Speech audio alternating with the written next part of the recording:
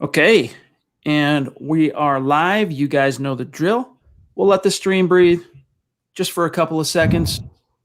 Welcome in, everybody, to the Huddle Up podcast, presented as always by Mile High Huddle, powered by Overtime Media. I'm your host, Chad Jensen, and with me, as always, my partner in crime, my fellow football priest, fresh off a night off. You know him, you love him. He is Zack Kelberman. Zack, tonight we have our fifth installment of the Superstar segment. It's going to be great to talk to Eklyps Stormborn here in just a few minutes, dude. I'm geeked up about it. So am I. I mean, just conversing with him for a few minutes in the green room, Chad. He's such a super cool guy, such a passionate fan, and a loyal supporter of the brand. So I appreciate that. We appreciate that. Can't wait to talk to him.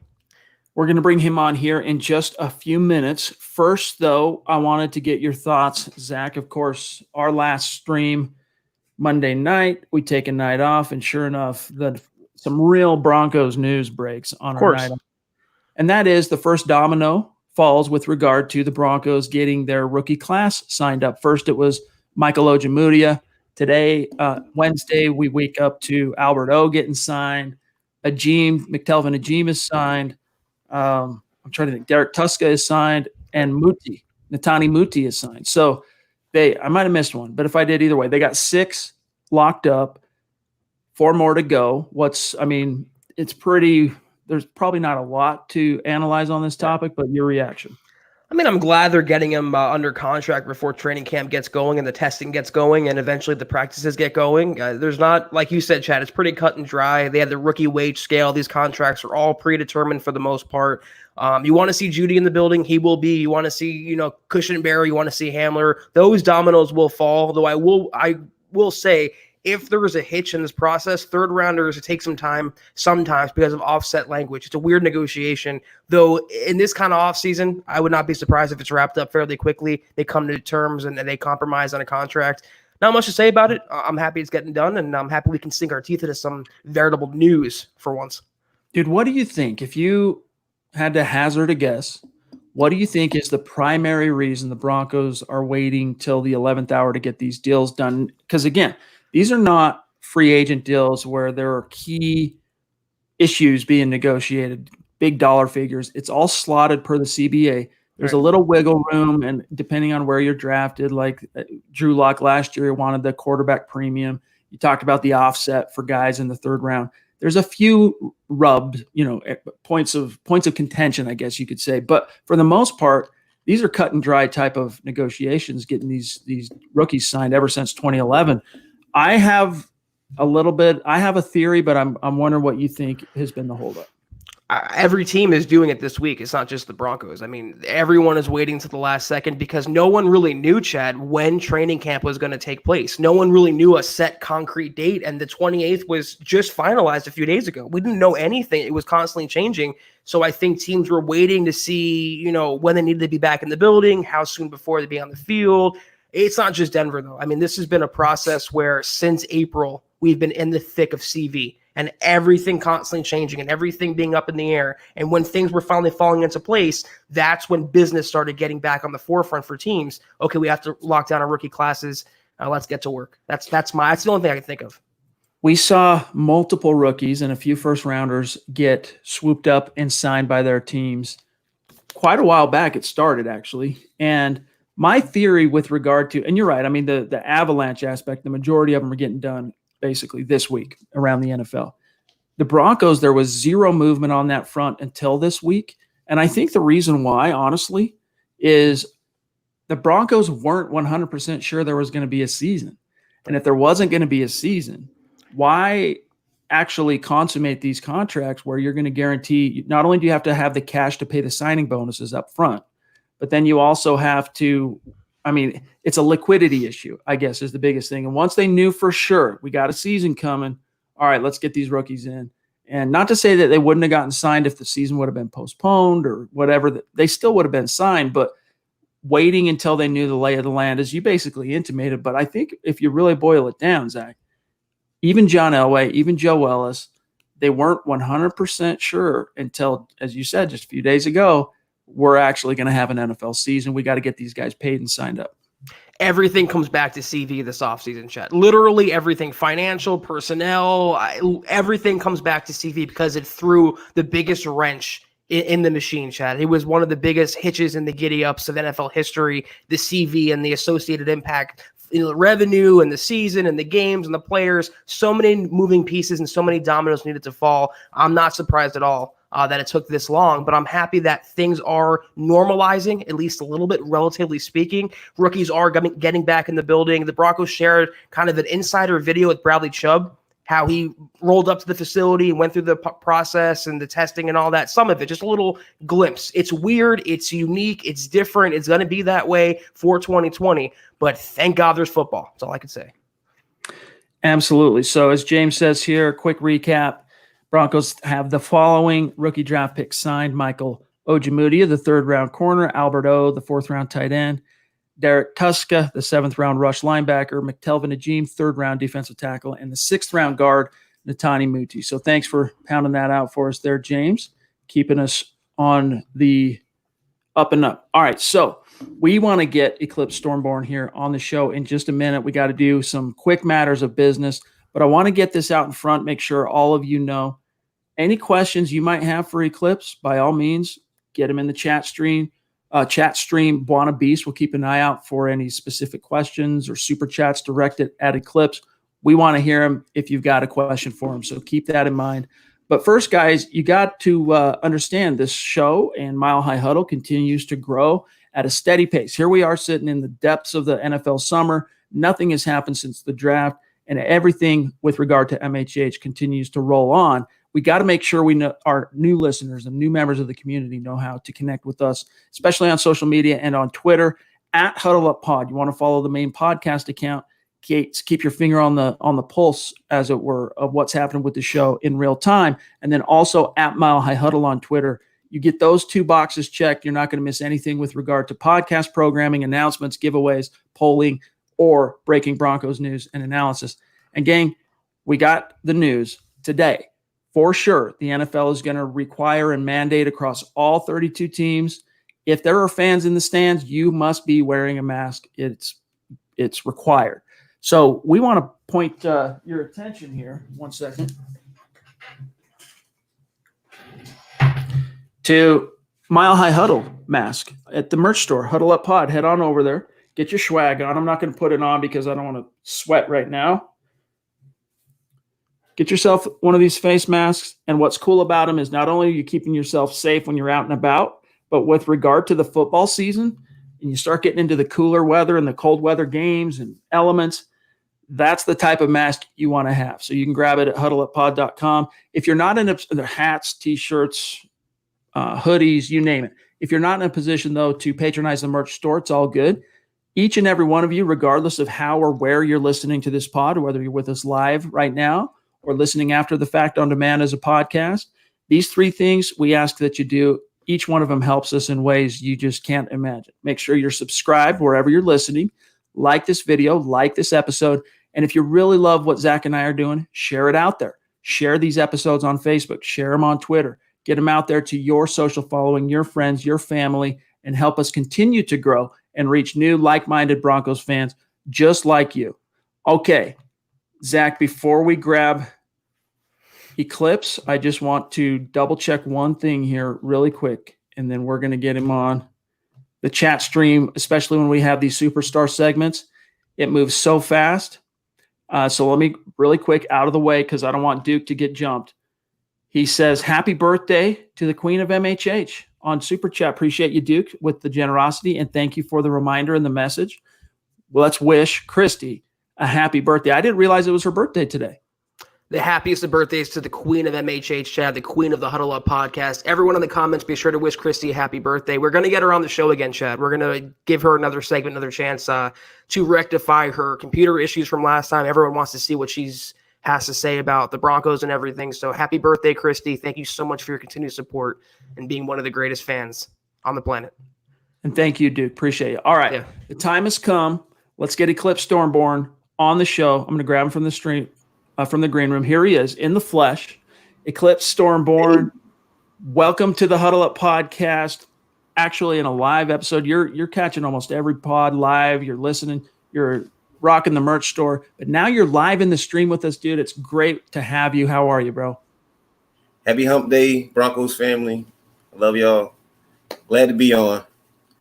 Now this is something that you have talked about often in the community in terms of, you don't make it any secret that you're out there in Philadelphia. And Zach and I, this is one of the first questions we like to ask each and every member of the community we bring on the show, especially if they're not located in Colorado or in Denver. How did you in Philadelphia, because I know that's your hometown, it's where you're from, how did you become a Broncos fan? Well, it all started way back in the ancient times of 1991. And Pee Wee football. And my dad wanted me to be an Eagle, obviously, because we're from Philadelphia. And I couldn't because I was 8. And the Eagles went from 10 to 12. And the other team was the Broncos. So I ended up becoming a Bronco. And from that point on, like that 1991 season, it was just like awesome. That's my first time experiencing football. I had I think I got sick one Sunday and I went down to the basement of the church and my cousins were down there watching the football game. And the Broncos, I think, wiped the mat with the Cincinnati Bengals. It was 45-10 or something like that. Nice. But from that point on, it was oh, that's my team. I'm a Bronco. Because I played on the Pee Wee League, and it was from that point on, it was bleeding orange. You know what I think? When I think Broncos in 1991, I think of Gaston Green, who had a 1,000-yard rushing season. Everyone was worried what was going to happen to the Broncos backfield after Bobby Humphrey kind of flamed out. Former first-round pick. Gaston Green comes in, kind of smaller back. This is pre-Shanahan. If I'm not mistaken, I'm pretty sure at this time Shanahan's in San Francisco. But nevertheless, I want to say it was Jim Fossil's offense. I could be wrong on that. It's still Dan Reeves, yes. Yeah, Dan Reeves, the head coach, but Gaston Green. Do you remember watching him carry the rock? Yes, I do. I remember that. And I remember Elway going down in the AFC Championship and Kubiak bringing us within 4 yards of beating the Bills. Right. 4 yards. Gary Kubiak, he almost did it. But that's okay. That's okay. Eklyps, I love how spite is the reason you're a Broncos fan. You didn't want to be an Eagles fan, but that's the entire reason you're a Broncos fan today. I love that. One of the questions we'd like to ask as well is, what's your favorite memory of there's so many you can choose over the course of your fandom with Denver. What is your absolute number one favorite memory? My number one favorite memory is actually going to my first Denver Broncos game and my dad's first Eagles game. We went together back in 2015. And good year? No, 13, I'm sorry. And the Broncos, it was just rocked them, right? It was a slaughter that year. And I think Peyton had 6 touchdowns in that game, 5 or 6 touchdowns. And by the end of the game, it was me and maybe 20 other Broncos fans down in the 19th row. Me and my dad were in row 83. I ended up going all the way down because so many fans had left by the end of the game. It nice. And my dad was just sitting there just Peyton Manning just took the life out of all the Eagles fans. But it was that was my. It was better than this, if you remember that game. I believe CBS was broadcast, and they actually cut away from that game because it was such a bad deficit on Denver's part. So that was the Osweiler game, right? Yep, I believe it was. Yep. Fun times. Sure, Eklyps, I think of I don't know if you've ever seen that movie. What's it called with Bradley Cooper? I just had a brain fart. Silver Linings Playbook. Silver Linings Playbook. Thank you. It's one of my favorite movies, and all of a sudden I want to talk about it, and I can't remember the title. Have you seen that movie where the Eagles have? Now, obviously, we're not talking Eagles here necessarily, but being that you're in Philadelphia. The football team, the local football team, plays such a central role in the way that family bonds and stuff. I don't know if you've seen that show. Actually, no, I never saw it. I've always thought it was I was like, it just doesn't sound like something I want to watch. I don't know why. You got to check it out, dude. It's got Robert De Niro in it. Just it's not something you turn on tonight necessarily. Go find it, but next chance you get, trust me, you'll dig it. Now, real quick here, let's answer this question, the three of us together, from Mr. Boggins. Oh, happy birthday, Christy. Yeah, you got it. From we got Boggins jumping in. Appreciate your super chat, my friend. He says, with there being no preseason, has your Broncos record prediction changed at all? The Chiefs, the Ravens, and Niners have even a bigger advantage now. Zach, I want to get your thoughts on this, and then Eklyps, I also want to get your thoughts on whether or not the preseason has anything to do with your outlook on the Broncos in 2020. We wouldn't have seen much of the Broncos starters in the preseason, so I don't form my opinions for the team based on that. And in terms of the other teams on there, I'm not still a big believer in Lamar Jackson. I'm not 100% sold on him. Had a great year. I want to see him more as a passer and sustain it for more than one season. The Niners, I feel like, are going to have that Super Bowl hangover. They're going to take a step back this season. I'm not changing my prediction, Chad. 9-7 should be the expectation, not the goal for Denver. 10-6 is right there in the crosshairs for the Broncos. It hasn't changed at all. I mean, this Eklyps is as good an opportunity as any. We always like to get the perspective of our guests, the outlook, how you view the Broncos this year. What are you seeing this team? I mean, we've gone on record. I'm 11-5. You've heard me, orange-colored glasses. The criticism has come that I said 9-7 is the floor for this team. But what's your outlook for the Broncos, and do you think the preseason being nixed has any effect? Well, I guess I got some orange-colored glasses too, because I agree with you, and I actually go one better. I say 12-4 because the Broncos were a 12-4 team last year. We lost 3 games by 2 points. We lost 6 games by 5 points or less. With Drew Lock in there, Flacco to Lock is a Pinto to a Porsche. There's no way. We wouldn't have lost that Oakland game. We wouldn't have lost that Green Bay game. We definitely wouldn't have lost that Chicago game with Lock in it. So that's at least 3 wins right there. So those and this season is we got an easier schedule this season. Yep. So I see 11-5, 12-4. Zach, that's a good point. Last year the Broncos had the second strength of schedule. This year it's middle of the pack, 12th or 14th or something like that. Yeah, I mean, there's the opponents are easier. The way the games are stacked is easier for the Broncos, and they really don't have an opponent on the schedule, Chad, you look at. Maybe besides Kansas City, that's unbeatable. And even them, the Broncos are always go toe-to-toe every single season. I'm not scared of anyone on the Broncos schedule this season. I mean, Eklyps, both of those Chiefs games in 2018 were – now this was Case Keenum. This was a different coaching regime. But both those Chiefs games in 2018 were single-score games. Last year, I think because the Broncos lacked the firepower in the first game, I mean, Joe Flacco got sacked like 7 or 8 times in that game by the Chiefs. And then the second time, it was that weird snow game, just very unique conditions and only Drew Lock's second career road start. But do you see the Chiefs as being that Goliath that are just as impossible to beat type opponent? Or do you think, if it bleeds, we can kill it?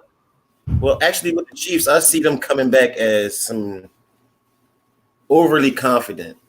And I see them having that, well, we're expected to win, so we just going to go in here because we're the Chiefs and we're going to win. And I don't see it. I see teams shutting them down. And with all of the additions we got, with Hamler, with Judy, a healthy Chubb coming back, Casey, Boye. Yep. I mean, we can do some things. So I don't really see them being a juggernaut that they were, simply because they were. And it's like, and now you're going to have to either come up with a new formula that we haven't seen, or he's just going to have to do something extra spectacular. And I wouldn't put it past Patrick Mahomes, but it's like a dog and pony show almost. So it's like eventually you're gonna be like, oh, okay, we know what you're gonna do. Let's do it. So love it. Love the optimism, man. This is a show that embraces optimism. We're glass half full type of guys. John, you have that question from Duke. He wants to know, Eklyps, when the Broncos and the Eagles play each other, is it weird being the lone Bronco fan in an Eagles household? Never. I relish in it. And I sit there and I have a Brian Dawkins jersey also, and I'll wear it every single time, and they hate it. Spite's a hell of a drug. Because it's actually autographed by him, so I keep that one tucked away. Nice. Good player. Nice. Awesome. And then Duke jumping back in on Super Chat this time. Very much appreciated, my friend. He says, just for Eklyps, you're killing this live. My brother, you are an integral part of this MHH family. Thank you for what you bring. Well done. And we got to concur, man. This is iced tea. I'm not going to drink beer on the live, so it's All right, Glenn jumping in. $5 super. He says, appreciate you, Glenn. As you know, my friend, he says, Philly is now known for 4 things: cheesesteaks, booing Santa, Rocky, and Eklyps. Hashtag there's a storm in Philly. Hashtag MHH. Very well said, Glenn. Very well said. Well, thank you. But we got I think the people from the cream cheese and the soft pretzels might feel offended. I guess that's true. Yes, indeed. We got Stu also jumping in. Everyone knows him. Zeus McPeak coming on down from MHH Mount Rushmore, where he shares a little space up there with this guy, with Eklyps Stormborn. He says, Eklyps, who has the better season this year? Jerry Jeudy, KJ Hamler? I'm going to have to say slot receivers usually have a better season. So I would probably say Hamler, because Judy's going to be on the outside opposite of Sutton. So I'm going to say Judy might have more touchdowns, but I think Hamler's going to have more reception yards.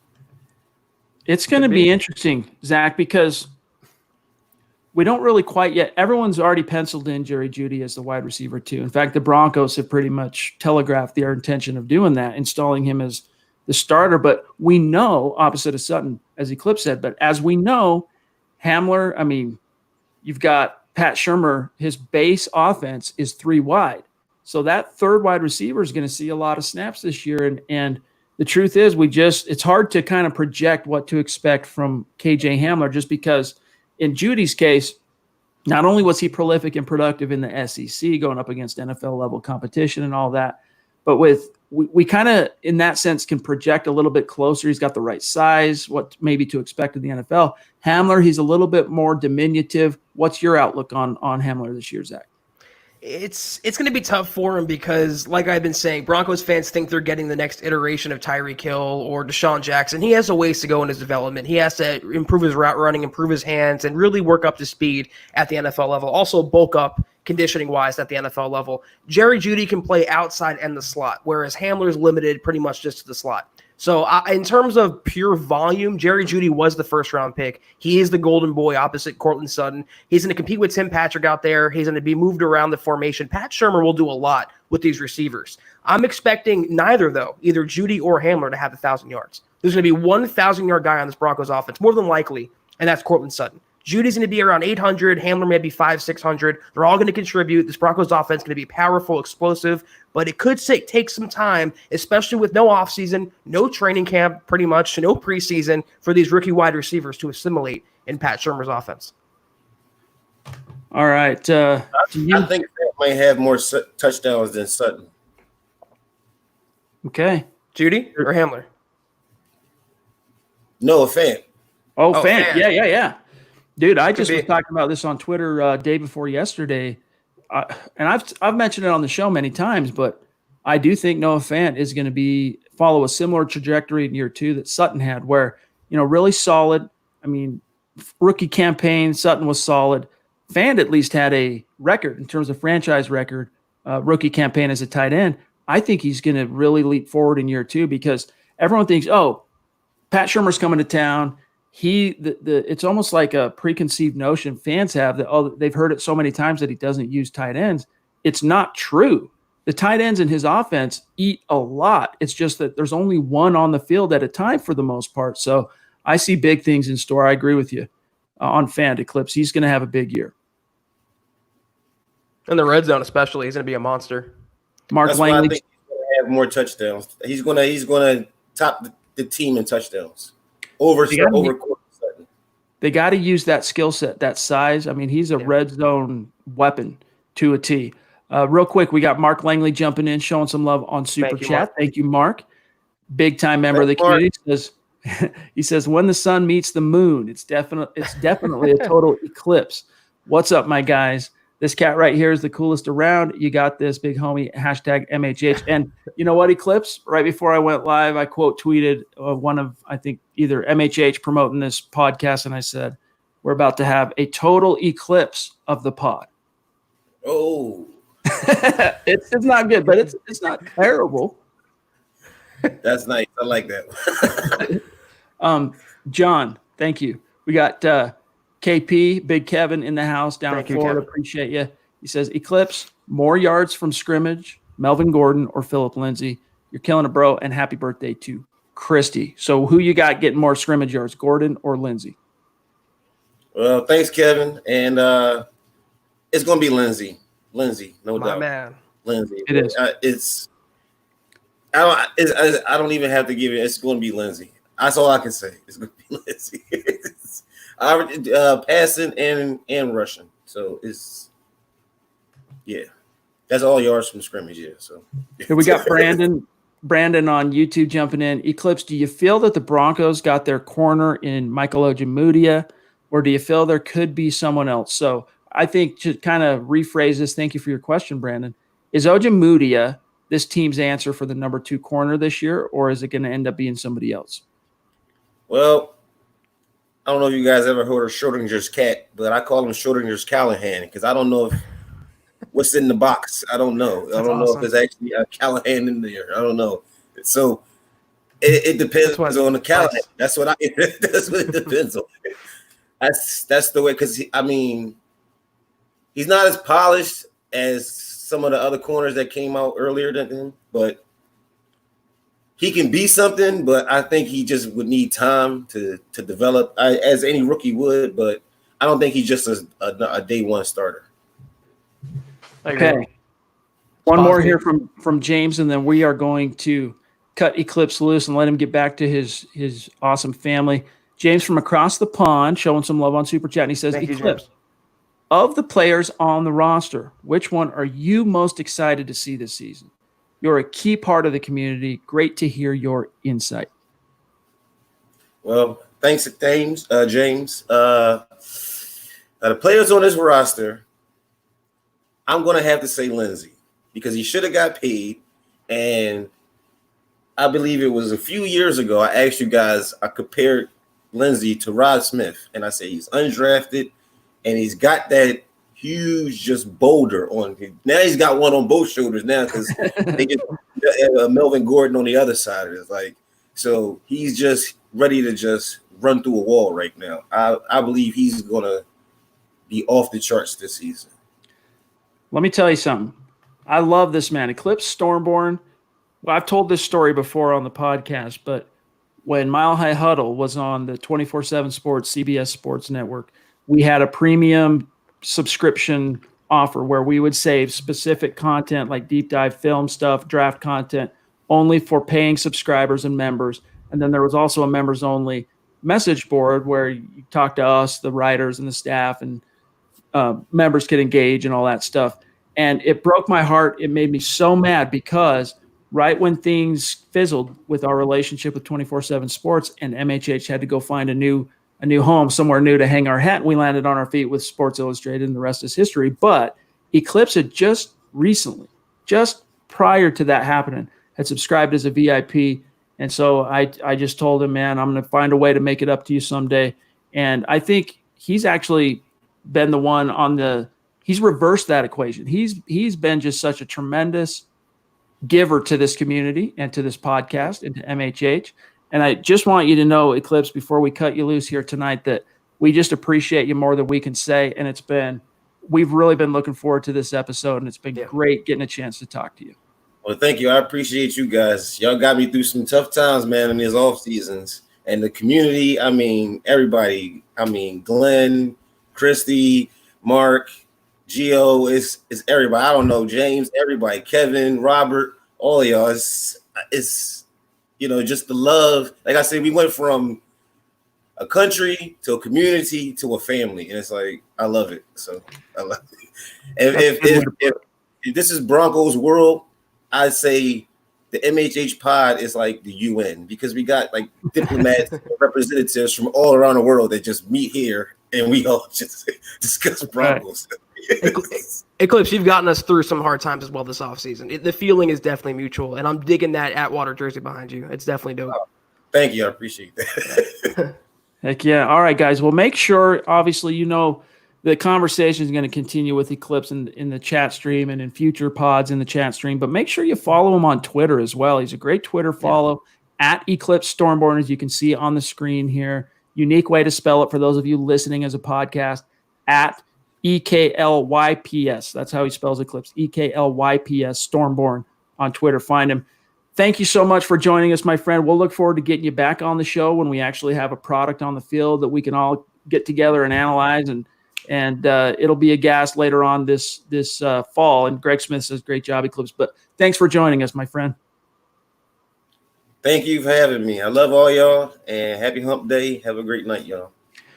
We love you too. There he goes, Eklyps Stormborn. What a cool guy, into the Huddle Up podcast, dropping some knowledge and just absolutely crushing it, Zach.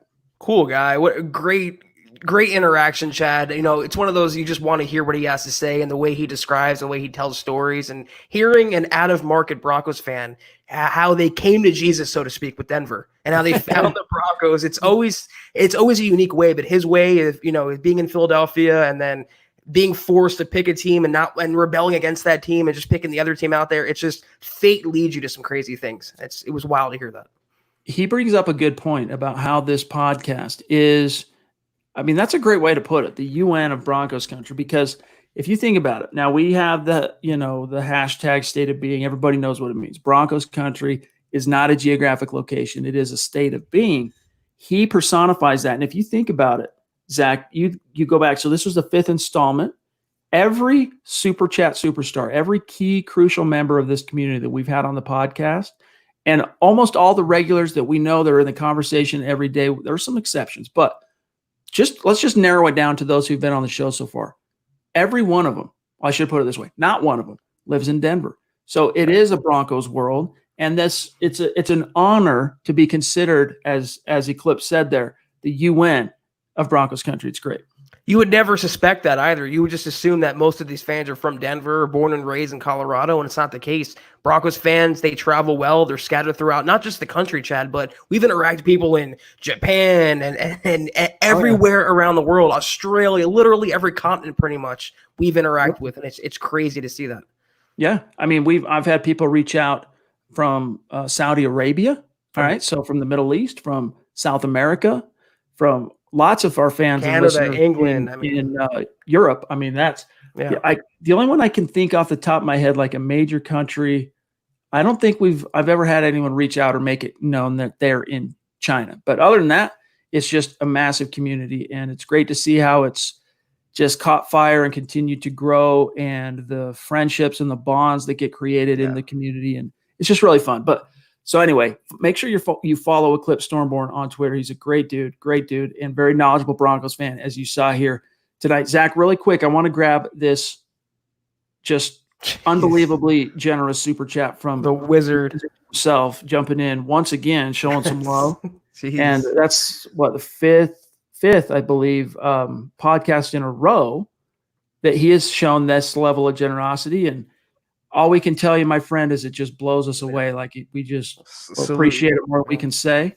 And it's been great getting to know and talk with you on these pods and DMing on Twitter and whatnot. And we're pulling for your bookstore. We'll continue to help you plug that as best we can in our own modest way. But he says, gonna be honest, just got my Super Nintendo in the mail, and I'm currently playing Super Mario World. So I'm half paying attention, but I still love you. Can't blame you. Yeah, I mean, that's just unbelievable generosity. Yeah, it seriously is. And Mundungus, we so appreciate everything you do, just interacting with us. We so appreciate every comment you contribute. We want you to enjoy that game, enjoy your Super Nintendo, enjoy the nostalgia that comes along with it. And whether you're paying attention fully or halfway, we love the interaction. Thank you so much.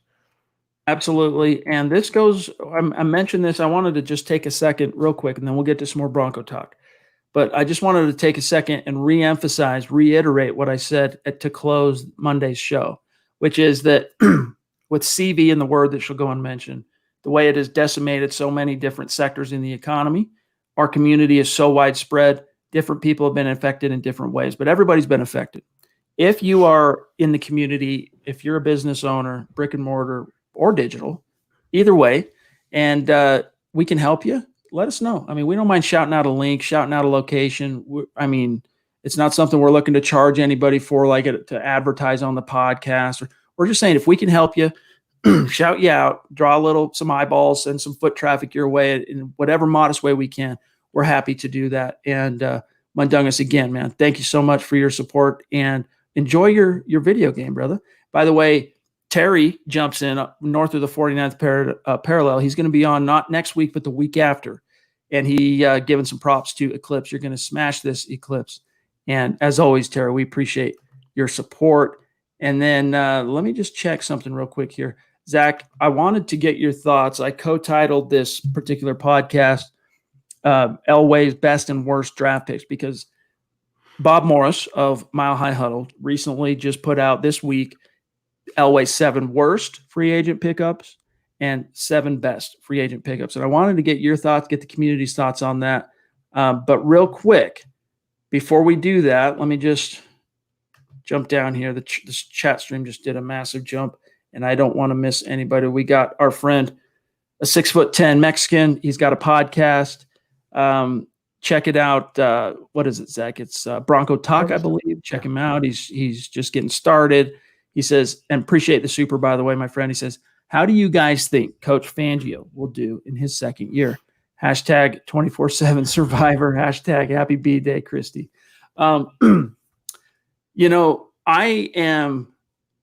be honest with you. I could understand why so many fans that first quarter of the season last year were so alarmed by Fangio, the way the defense just, after leading the Chicago Bears to the #1 ranking in almost every major statistical category the year prior, and then just being known as a defensive czar for 2 decades in the NFL, fan expectation for the Broncos defense, let's just face it, for the most part, the entire season, but especially that first quarter, the first half, I'll say, of the season, it just didn't add up. It didn't meet those expectations.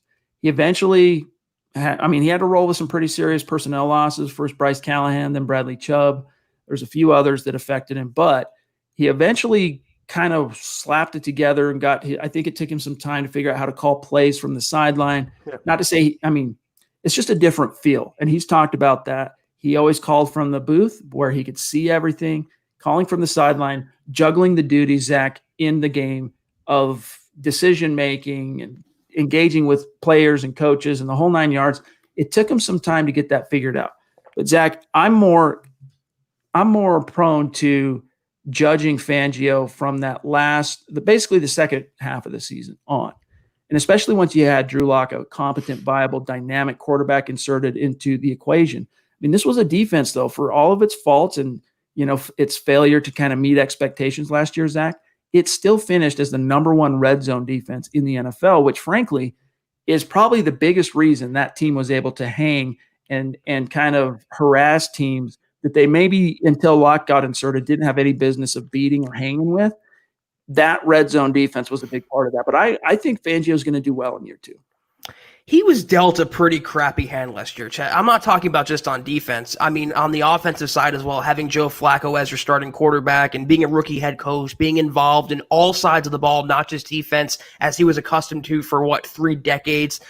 He wasn't perfect, but where he started to kind of turn things around and where I got a glimmer of hope was his coaching decisions. It's something we did not see from Vance Joseph. He was playing DeMarcus Walker at 2 spots, for example, whereas Vic Fangio decided to take Shelby Harris off nose tackle, put in Mike Purcell, take Josie Jewell out of the game and put in A.J. Johnson. Those 2 moves Fangio made, were the biggest benefactors for the Broncos finishing where they did on defense. The entire defense was night and day different after those 2 personnel moves were made, and that was Fangio's call. So that gave me hope as the year wore on. He was growing into the role. I'm not expecting him to be Bill Walsh or Bill Belichick this season. He has a lot to prove, but I think having a more veteran, experienced offensive coaching staff. He doesn't have to worry about handling that side of the ball. He has Pat Shurmur, and Pat Shurmur as a coordinator is like having another head coach on the sideline. It's good for him to lean on as well. I really have no problem with Fangio. I mean, he has all the pieces back now. Chubb, Callahan, got Jarrell Casey, got Boye. This defense, and a motivated Vaughn as well. This defense is going to be absolutely electric. And it's going to be because Vic Fangio has another year in his system. He's changed the culture. He removed the stink from the VJ era. He's building it his way from the ground up, and the players are buying in. And we saw it kind of come to life at the end of year one and going into year two. Even with no offseason, no preseason, I expect Fangio to have them right on top of their game out of the gates. Well said, man. Well said. You know, people like to say Fangio has two former head coaches as assistants in Mike Munchak and, as you mentioned, Pat Shurmur, but I like to include and think of it as having three and include Mike Shula, because Mike Shula was the former head coach. He preceded Nick Saban as the head coach of the Alabama Crimson Tide. So he's the son of Don Shula. His roots in the NFL are as deep as they go. Yes, the bloodlines. So you're right. That's got to be a major, not so much a relief, but it's just taking pressure and focus off his plate, Fangio, that he's got competent coaches, experienced vets that can take care of business without him feeling like he has to micromanage or whatever. I mean, we had Vic Fangio, for example, in week 13 in Drew Lock's first start. Now, this is common of coaches, so I don't want to make too much of this. Head coaches stepping in and, changing a call or changing a decision. But we had Rich Scangarello on that final Bronco possession wanting to kneel on the ball with it tied. And Fangio said, no. What? What's the call? No. We're going to take a shot. And they did, and it wasn't complete, but they got the PI on Cortland Sutton, kicked the field goal, got off the field with the win.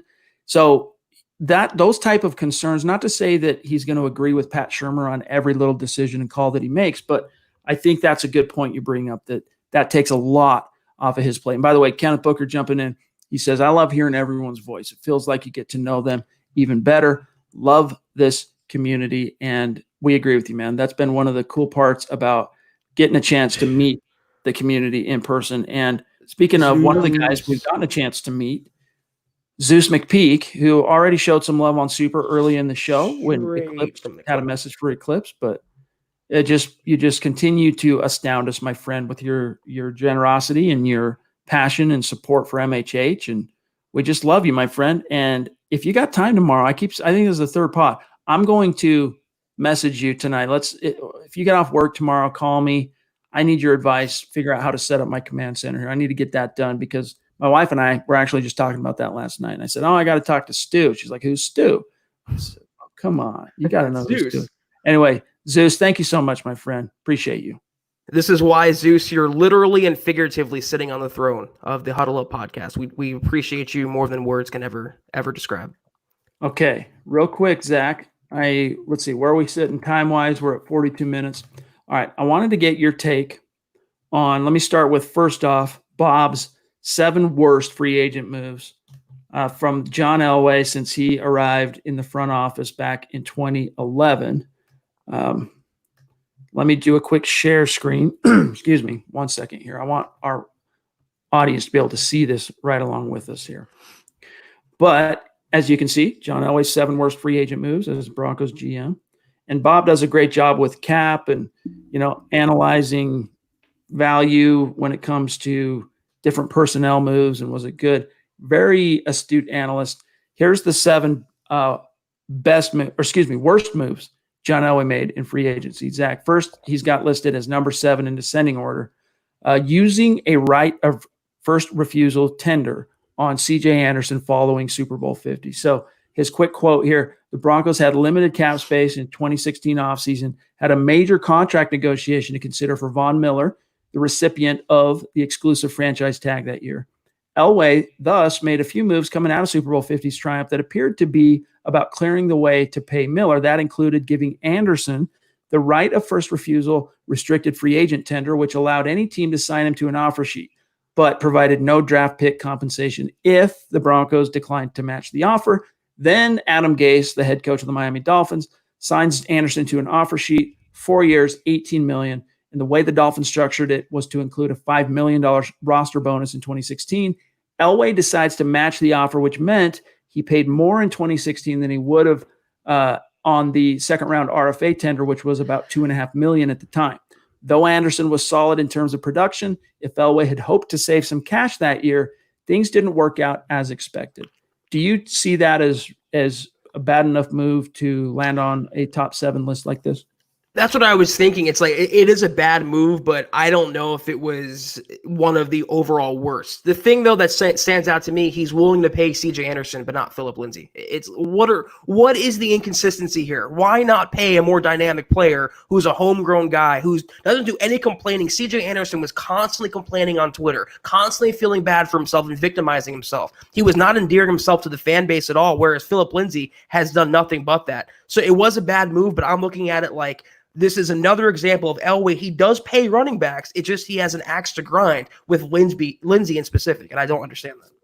It's a classic example of NFL teams don't budge on money, with very few exceptions, until there's a deadline or a reason to force their hand. And in Anderson's case, he was hitting free agency, so they RFA tendered him, and as Bob detailed there, it didn't quite work out the way the Broncos expected it to. They underestimated the hatred Adam Gase continued to harbor in his heart for the Broncos. And I mean, that entire thing, I wouldn't be surprised if literally, Zach, that entire overture from Gase with Anderson was designed simply to just stick the Broncos to pay more. Yes, exactly. Yeah. All right, number 6, he's got the extension of Darian Stewart. So that's not to be confused with the initial signing of Darian Stewart, which was a great example of Elway finding a low value, under the radar guy who had been a backup on other teams. The Broncos saw starting capability, bring him in on a basically backups type of deal with the idea of starting him. And he went on to not only make a Pro Bowl as a Bronco, but also contribute, obviously, he was in that an OG basically of the no-fly zone, one of the founding members of the no-fly zone, big key part of the Super Bowl 50 championship. Extending him, though, here's what Bob says. Let's make one thing clear. When Elway added Stewart in free agency in 2015, it was a great move. 2 years, $4.25 million. Stewart proved his worth, but he was the type of player that was best to allow to depart once his initial deal expired. Instead, Elway opted to keep the band together and gave Stewart a 4-year, $28 million extension midway through the 2016 season, which was his contract year. While Stewart played well in 2016, he didn't match the level of play he showcased in his first 2 years and was a cap casualty in 2019. But what was your take on Stewart as number 6? Oh, man. I liked the initial signing of Darian Stewart. I liked him in Baltimore, and he was good, with TJ Ward and Aqib Talib, Chris Harris Jr. initially, but he fell off fast, Chad. I mean, that guy was like the Todd Davis of safeties for the Broncos. One of the worst people in coverage I have ever seen. And it stands out to me in 2017, the Broncos are playing the Raiders, and Johnny Holton, who exactly literally torched Denver untouched right down the field, ran right past Darian Stewart, who was like 10 yards behind him. He was just a broken down shell of a safety, decent in run support, but awful in pass coverage. I would have not invested another penny in him. And I think it's worth, again, I don't know if it's hard to narrow down just 7 moves, Chad, but it's worth mentioning Darian Stewart among the worst re-signings in the Elway era. Really quick, you're right, man. I still remember that, getting the way Stewart got smoked on that deep ball. Just so slow. And it was surprising how the Broncos failed to recognize his decline. Real quick, I want to shout out Mike Evans, who is just such a strident supporter of the podcast, dedicated member of the community. Yeah. And we really appreciate you, Mike. And we look forward to one day getting you on the show. It's probably going to be in September sometime. We've got August pretty well booked up, but we're looking forward to one day getting you on the show early September. So probably right before the season's about to start. But he says, appreciate this show. Thanks for giving us something positive to think about. And you do the same for us, Mike. You keep Zach and I going, and John, and it really is reciprocal. Glenn also jumping in again. Thank you, Glenn. Thank you, Glenn. He says the offensive stats will be so interesting this year with so many weapons. Only Drew is lock to have big numbers. Hashtag state of being in China. Hashtag happy birthday, Christy. All right. Thank you, Glenn. All right. Let me just rapid fire these a little bit more. Yeah. Number 5, no surprise that he makes this list, Jawan James. But let me quote Bob here. He says the right tackle position is one that Elway hasn't had the most success with in addressing in most years. He thought that he had the guy in James, who played his first 5 seasons with the Miami Dolphins. James received a 4-year, $51 million contract that made him one of the highest paid right tackles in the NFL. That deal included $27 million in full guarantees, but James took almost no snaps in his first season with the team. It was actually 63 total, which is less than 10%. Well, let's see. 1,000 snaps on offense usually is about what to expect in an NFL season. So, yeah, I mean, it was – and then he says, thanks to a knee injury. Broncos knew about his health issues, though, when they signed him, which made his deal that more risky. Of course, James still has a chance to prove his worthiness, which is something I think we need to address. If he stays healthy, plays well for the next 2 seasons. But if not, this deal could go to the top of the list among Elway's worst free agency decisions, close quote. You know what? I hate the contract, Chad. I don't hate the player. It's a lot like Melvin Gordon, even though I like James more of a player than I do like Melvin Gordon. He was really good in Miami, good in pass pro, good in run blocking. He had some injury history there. He had some mental, toughness questions about him in Miami. But the bigger moves, the bigger blunders to me were the reason why they had to overpay for Juwan James. And that's because they didn't have a right tackle for so many years. They whiffed on Donald Stevenson, who was terrible in Kansas City. Then they whiffed even harder on Menelik Watson, who was awful in Oakland. If they didn't make those 2 botched signings, they wouldn't have had to overspend for Juwan James. So I think it's a good player, and I think he'll come back to life with the Broncos in 2020. But I would put Watson and Stevenson on this list higher than I would Juwan James. Steve Baumgartner jumping in with a $5 super. Really Thank appreciate you, that, Steve. And he says, hey, guys, can't wait for next Wednesday. Happy birthday, Christy. That's right, dude. We're looking forward to talking to you as well, Steven. He'll be episode number 6 of our Superstar segment. So we can't wait either, man. It's going to be a gas. All right, let's grab the next one here, Zach. Number 4, Case Keenum. Suffice to say, Keenum got a 2-year deal worth $36 million, $25 million fully guaranteed, but he didn't reach the level of play that was expected from him in 2018. Zach, you talked about this, I think it was yesterday on Twitter, might have been Monday, about the dead money. Yeah. The Broncos are ranked amongst the league's top over the last, was it 2 or 3 seasons in dead money charges. Keenum's 2019 salary was a big chunk of that. It was about $7 million. And again, you hate the contract, not necessarily the player. It didn't work out in Denver, but you have to justify it by saying Keenum was coming off a magical run with Minnesota. He was a very hot prospect as a quarterback. The Broncos just whiffed on Paxton Lynch. They wanted to go for a veteran. I understand this signing. I didn't like it. I still don't like it. I'll never like it. It was awful, but I understand this more than I do Joe Flacco. Joe Flacco, to me, Chad, if number 1 is not Paxton Lynch, it would be Joe Flacco. Keenum, I kind of understood. Well, in this case, he's only talking free agency. He's got Joe Flacco ranked number 3, and this is where there's an exception because Flacco was a trade. So he touched on that at the top of the article, though, that he's going to include at least one trade on here. Joe Flacco, I think, Zach, where it becomes unforgivable is I can understand the team looking for a stopgap with the plan of going into the 2019 draft to, draft their future franchise guy, and they did that with Drew Lock. But why couldn't you just keep Case Keenum for that purpose? Why did you have to give up a 4th-round pick to get Joe Flacco? Arguably, Keenum younger and coming off a more solid – I mean, it was lackluster 2018, don't get me wrong, but Flacco was coming off a year that he got hurt and just kind of burned out in Baltimore. Whereas with Keenum, I mean, you ended up having to pay for them both. That's what was so frustrating is, yes, Washington took on a big chunk of Keenum's contract, but the Broncos essentially had to pay for Flacco and Keenum. Both of them, best case scenario was temporary stopgap, and Elway had to know that. Yeah, it's inexcusable, Joe Flacco. I mean, after the Keenum disaster, Elway should have realized the NFL is trending. And that year, it was Jared Goff and the Rams in the Super Bowl. It was a young hotshot quarterback who they developed. And it should have been clear to John Elway, it's a young quarterback is a way to go. You got to find that guy. You can't just put these ineffectual Band-Aids over the most important position in all of sports. And they fail with Keenum. They fail with Osweiler the year before that. And they're going to go back to the well with Joe Flacco, who was in his late 30s, and they're talking him up as this understood franchise quarterback. They thought they were getting the MVP Joe Flacco of 2012, and he couldn't have looked anything opposite of that. So there's no justifying Chad to take on his contract, to give up compensation for him, and then to ride and die with him throughout the entire season. And only an injury was the only reason he came out of the lineup. If he never got injured, Chad, you have to wonder how many more games he would have started for the Broncos, unfortunately. Well said, my friend. All right, let's get to these last two. They kind of go hand in hand. First is the second worst signing, according to Bob, Donald Stevenson, the offensive tackle in 2016. Yeah. Just for a review, Elway paid Donald Stevenson like a starter after he had basically been a backup with the Kansas City Chiefs. $15 million over 3 years, $6 million guaranteed. Struggled in 2016.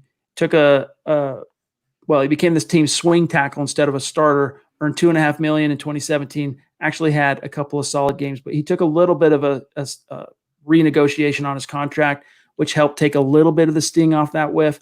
And then number one, of course, is Menelik Watson in 2017. The deal Watson got, 3 years, $18.35 million from the Broncos, which isn't huge money, but still, both of those moves, Zach, in back-to-back years were billed as the solution to the turnstile that had become the right tackle position. Menelik Watson makes Garrett Bowles look like, Tyron Smith. He was that bad. I have never seen a worse tackle in pass pro than Menelik Watson. And there's no justifying it. There's no silver lining to that signing. But my God, how bad was 2017? Vance Joseph, the draft class, the free agent signings, literally everything blew up in John Elway's face that year. It is, if there's one year to forget, it's not 2020, it's 2017 in the Elway era. Kenneth, I will have an answer to you or for you on this topic of my favorite Elway comeback on tomorrow night's show on the Mile High Mailbag this week. I promise you on that. William on Facebook. Hey, Chad and Zach from Cayuga, Indiana. Love watching you guys go Broncos. Try to watch you guys every time you're on Facebook. Really appreciate that, William. Good to have you in the stream with us, my friend. All right.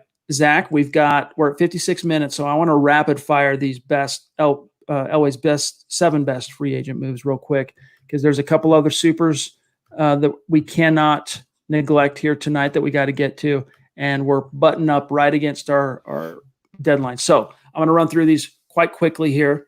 Yeah. Let me close some of these. Bear with me 1 second. Okay, first and foremost, number 7. This is another trade like the Flacco move on the worst. Jared Valdir checks in at number 7 as one of the best moves Elway made, according to Bob.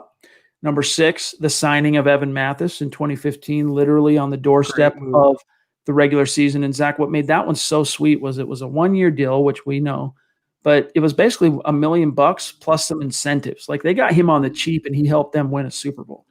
Number 5 was the signing of Pot Roast, Terrence Knighton, back in 2013.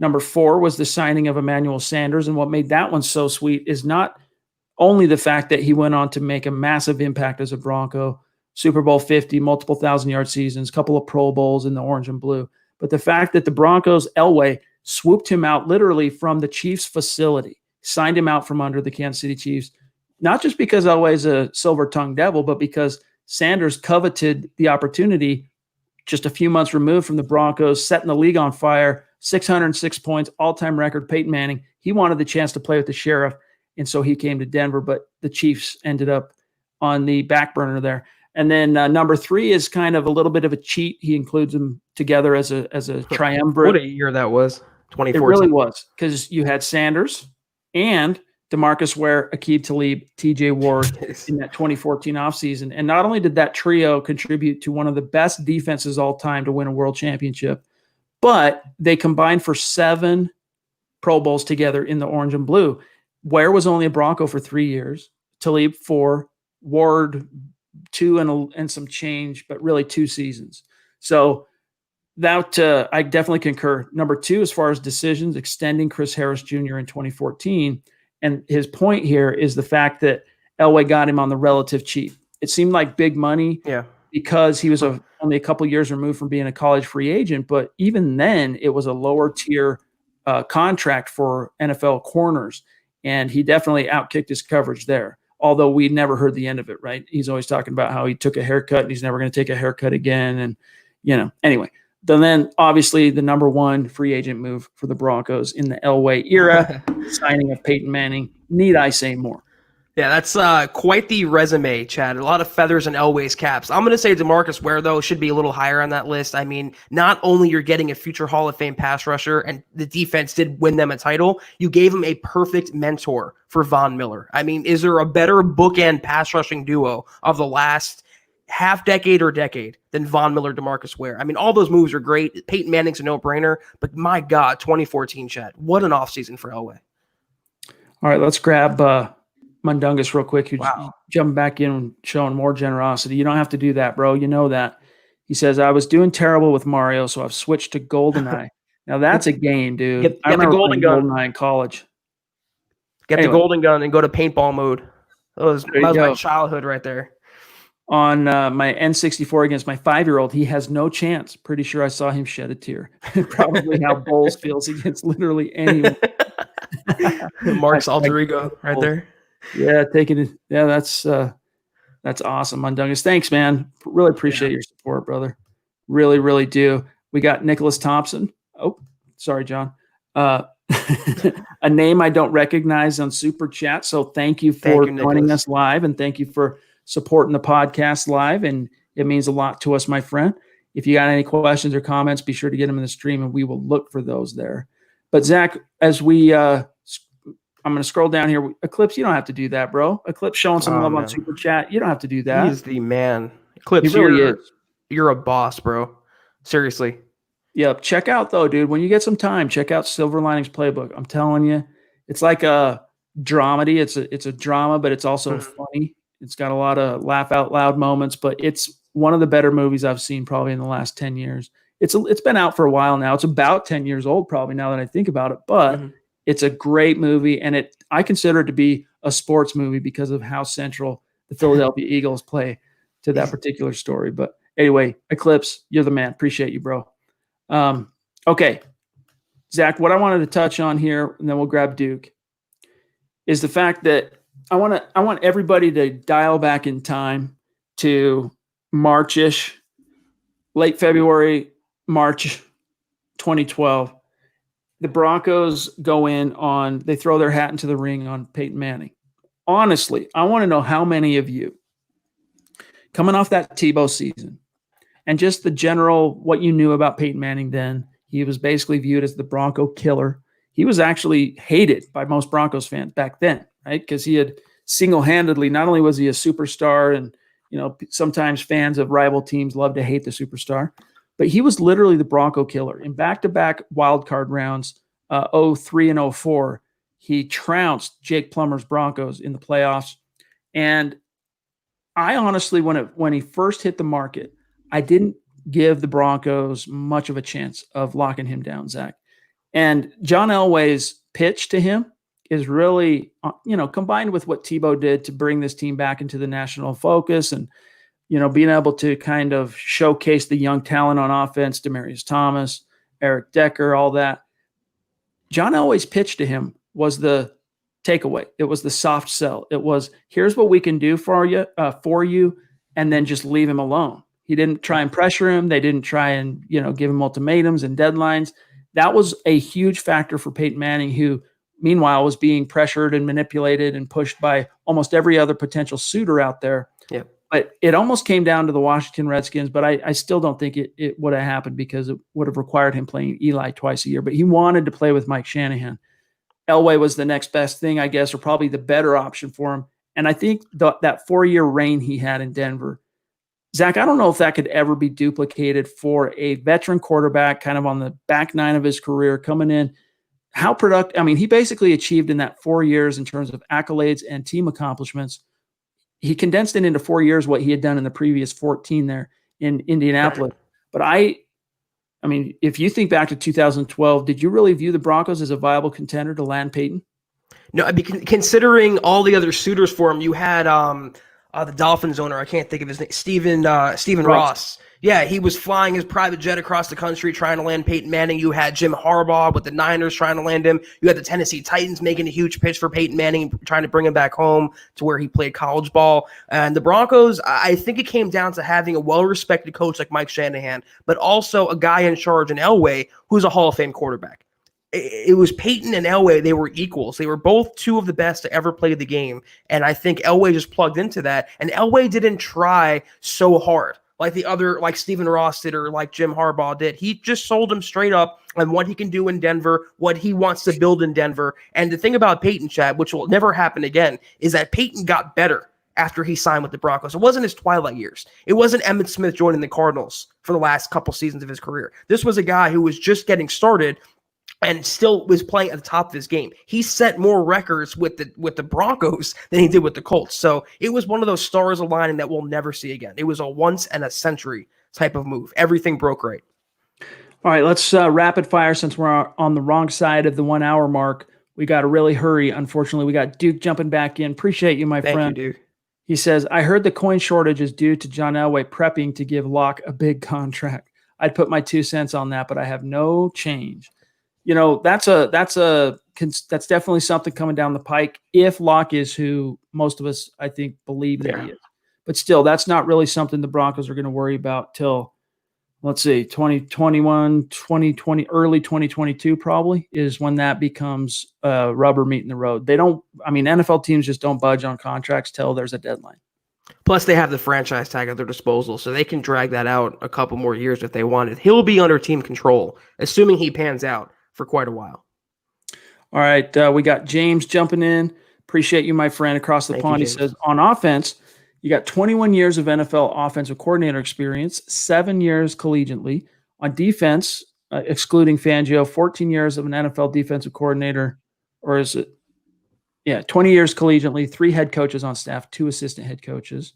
And then he says down here, let me grab it. Thank you. What happens if a coach gets it? This is a competent adult coaching staff. And it's good that Denver has coaches with experience at other positions and can step up.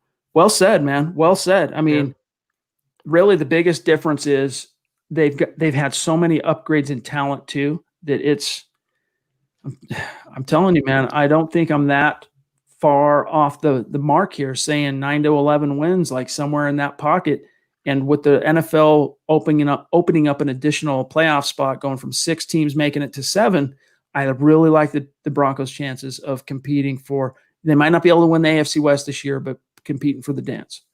And James, you know, I fully agree with you. I saw that you kind of railed against the ESPN ranking of the Broncos coaching staff. They were like 24th or 26th, whatever it was. And I don't see that at all. I mean, Vic Fangio is one of the most well-respected defensive coordinators in the game. And then you hire Pat Shurmur, who's a great coordinator, awful head coach to run the offense. Those 2 pair together alone. Then you have Mike Munchak. Then you have Ed Donatel. You have some big hitters on this coaching staff. And even though the record didn't reflect it last year, there's a lot of ability. And like I mentioned earlier, Fangio's decision, personnel-wise, to insert Purcell and A.J. Johnson, that alone should have given them a higher placement than where they were. They should have been, I agree with Nick on the podcast yesterday, they should have been around 15th, 14th, somewhere in that pocket. Definitely not in the late 20s. That was ridiculous. Dennis Woods jumping in, bona fide superstar. Appreciate you, my friend. Thank you, Dennis. He says, thanks, guys. Been trying to temper my optimism, but can't help thinking this season is going to be special. Hashtag state of being. Hashtag Denver Broncos for life. Hey, man, that's how we're feeling. That's how we're feeling. And I think when your team finishes 4-1 with a highly drafted rookie quarterback, you have good reason to feel that way.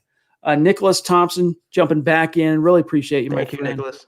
He says, smashing that like button, hashtag state of being in New Mexico. Very interesting. Very cool to see where everybody's from. Love that.